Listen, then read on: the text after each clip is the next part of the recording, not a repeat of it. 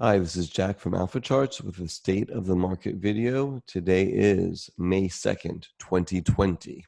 Before we get started, this is not a recommendation to buy, hold, or sell any stock or security. This is for informational purposes only. And I may hold positions in some of the stocks mentioned. Know your time frame and risk tolerance. Okay, so we're going to start with the S&P 500 SPX. And so obviously everyone knows the history of this, the big waterfall decline, the V-shaped rally, right back into this prior important area, and now a seemingly rolling over. So what to make of it? Well, here's the way I see it. So first off, one of the things that I'm just taking notice of is that it was on lighter volume, this latest pullback. So down almost 3%, but on lighter volume. I think that's a real positive for the market. The other thing that I am really interested in, if you take a measurement from here and go back 50 days, which will be right here. If you notice this 50 days is this top bar right here. So the peak is actually exactly 50 days ago. And you know, I like to use a 65-day moving average too. So even if we go back 65 days, it is right here. So not that far away from the peak. So I think that's really important because price is hanging around that 50 or 65-day moving average right now, right? We just kind of broke below it. So what is the most likely scenario that I think will happen? Again, it's just one of the possibilities, but I think that this is where we start to see that U-shaped double bottom right here. Now, traditionally double bottoms are going to go all the way down, here, hit this mark, and then go back. But with as much as going on in the market as far as the Fed goes and how much money is going in and so on and so forth, I'm in the camp that it doesn't have to come all the way down to 2200-ish. It very well could come, I don't know, maybe as shallow as 2650, which just happens to be, by the way, this is not an arbitrary number right here. If you take the Fibonacci retracement from the peak to the bottom, that's what these numbers are.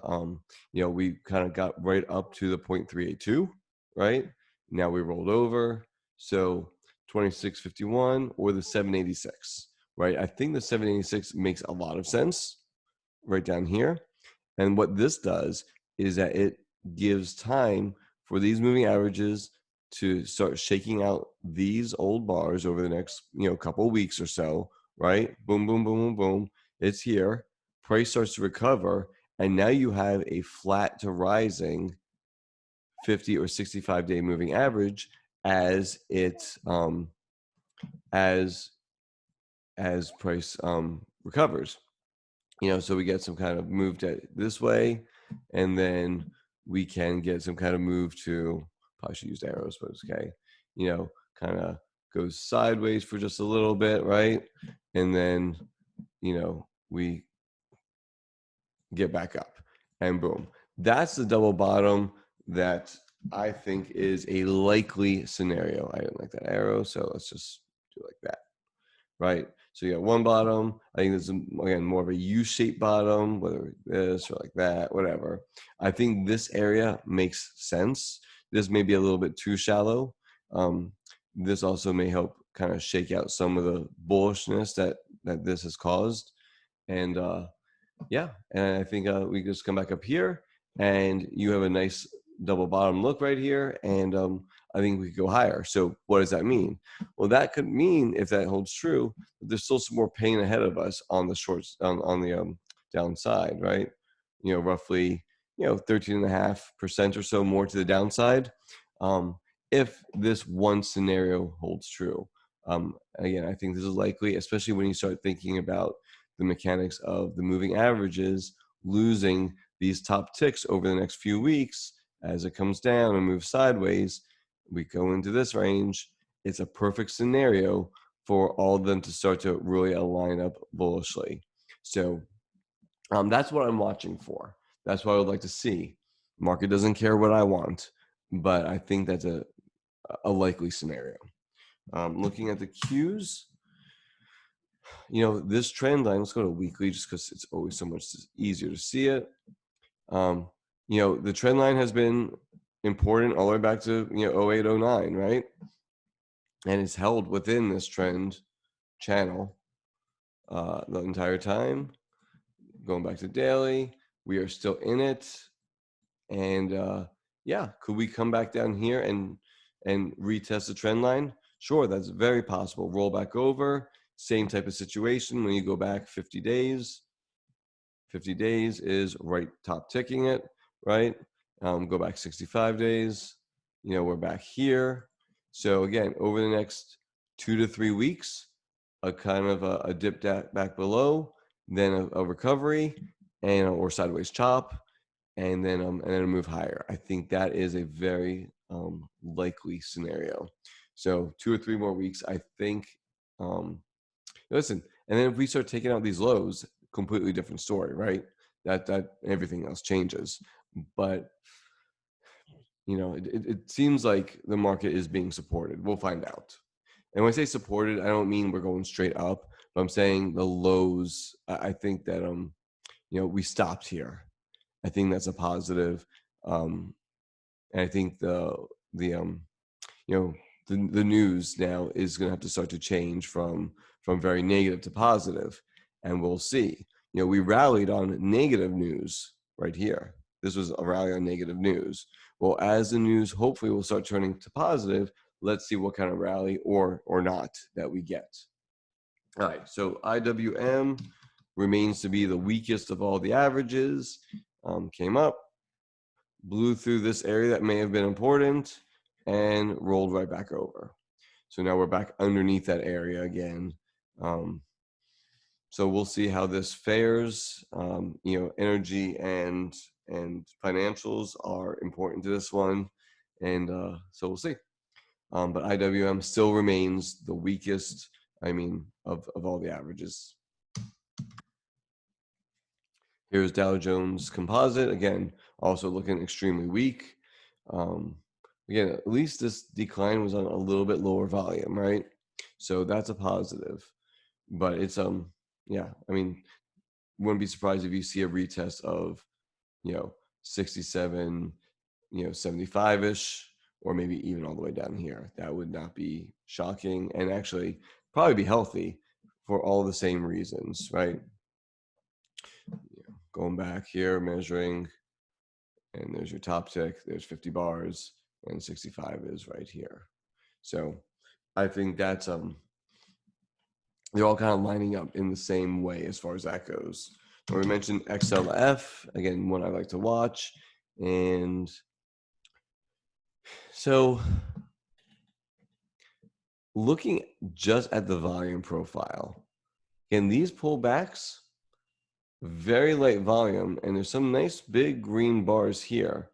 So it looks like there's some accumulation going on under the surface that maybe people are preparing for maybe when things are better. It has that kind of an H look, right? H look, get a little bit of a double bottom in here. We'll see how that goes. Looking at XLF though on a relative basis to the SPX,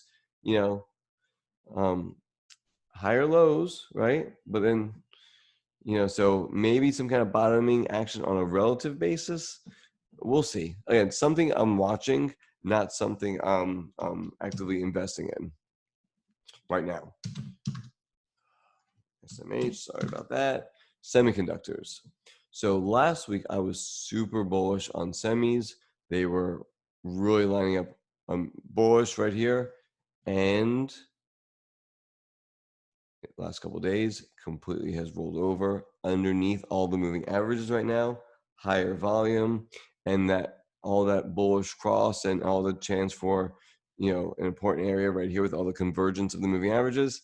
Yep, that's all gone. I did start some positions in some semiconductors last week. I had taken some profits on a few, and a few I haven't got some profits on. So I next week, depending on what happens on Monday, Tuesday, either we're going to get a quick reversal above, super bullish, and I'll stay in those positions. But if we continue to roll over, I'll be exiting those positions for a loss. But that's just the way it goes, right? It looked good last week, looks much less good so far this week. We'll see what next week brings. But just as the indicator part of XLF, I'm sorry, of SMH, you don't like to see this higher volume, distribution looking bars in here.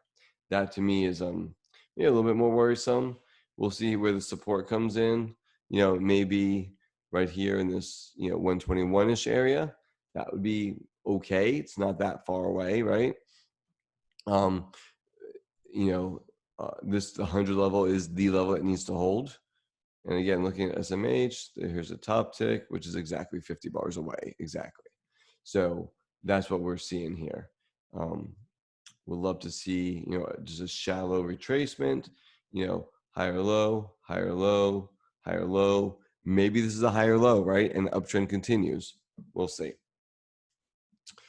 Switching to bonds. Here is the credit spreads. And if I could type correctly, it will come up. There you go. All right. So big spike in spreads, widening, came back down, and now, it'll tick up on Friday, but nothing crazy here. So if credit spreads can stay under control, right, and then continue to decline, I think that's a huge positive for the bulls and for the stock market. So definitely something I'm watching right here. Hasn't taken out these highs yet or filled the gap. It could, right? And then, but we would like to see this continue lower, and that would be definitely much more conducive to a bullish stock market. And looking at TLT by itself, got up here. It's a higher high, higher lows, right? So the uptrend's still intact. Kind of looks like it's topping out a little bit. We'll see. I think the levels are clear, but it had an amazing run from the breakout, and we'll see where it goes. High yield spreads by themselves, rebounded some, kind of came back in. Would like to see those moving higher, right? That would be a risk on indicator. VIX, when looking at it, it was coming in really nice. Had this little pop here, but still, it looks like it still may want to continue lower. We'll see again. Next week's a lot of questions will be answered next week and where support is found. And just looking at relative strength, to me, it still looks like technology is the place to be. Close to all-time highs relative to the SPX, right? And within technology, I like, software sector. I think the software sector has a lot of potential here, relative versus XOK. And if you look at it versus the SPX, I think that it's consolidating versus SPX. I think it's bottoming versus the technology in and of itself, and against the Qs, again, more a lot like technology. To me, it could be a bear flag, but I think that there's a good chance that you're going to start to see this start to bottom. Looking here, it's retesting its breakout. Now, everything changes if this continues roll over, right? So here we go. Here's the important level. This is back here testing it. If next week we continue lower, then obviously software is not the place to be, right? We'll see. And looking at software, there's a major uptrend line since 2012 in software. So yeah, maybe we have to come back down here, make it a double bottom, just like everything else. No one knows, but I think software is a place to, if you're looking for growth, that's a place to be. I'm not giving up on semiconductors yet. I think that this could just be a shakeout of the entire market before we really want to move higher. Again, looking at SPX, this is what, nice shakeout here, get people bearish, expecting the worst, expecting, going to monthly, expecting, things to come down to, 2100 or worse, right? That's what you're gonna have people talking about that. But if we can stay within this double bottom pattern, there's a weekly, and then back to the daily.